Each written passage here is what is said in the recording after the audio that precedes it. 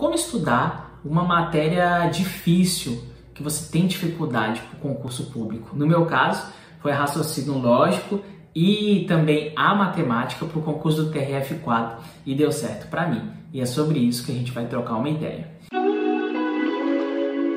Fala galera, Jorge Gustavo na área. E como é que a gente faz para estudar matérias que a gente tem dificuldade? No meu caso foi matemática e raciocínio lógico. Bom, matemática e raciocínio lógico fogem à regra para mim, porque eu tenho dificuldade. São matérias que eu não fui tão bom na escola. Então, eu tomei algumas atitudes de estudo ativo. Quais foram essas atitudes, né? A primeira atitude foi identificar nas provas antigas os temas que mais caem.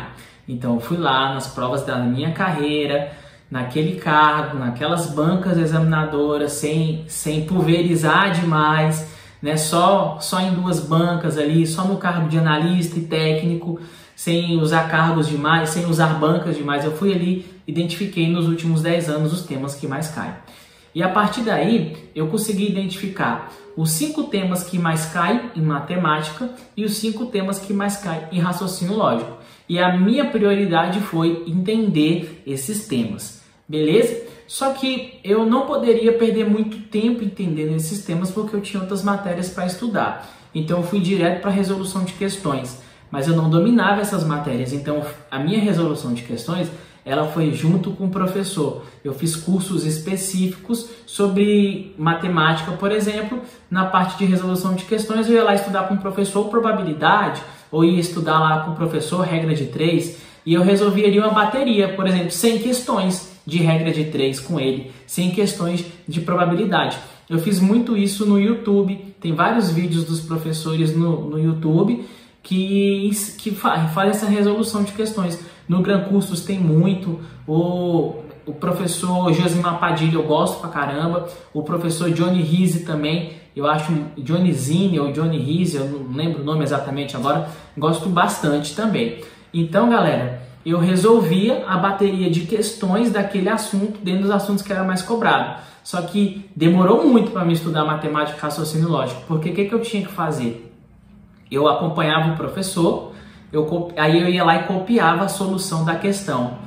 E aí depois que depois que eu copiava a solução da questão, eu ia lá e botava na velocidade 2 e eu ia escutando o professor e olhando no meu caderno que eu já tinha copiado. E aí depois eu tentava fazer a questão sozinho.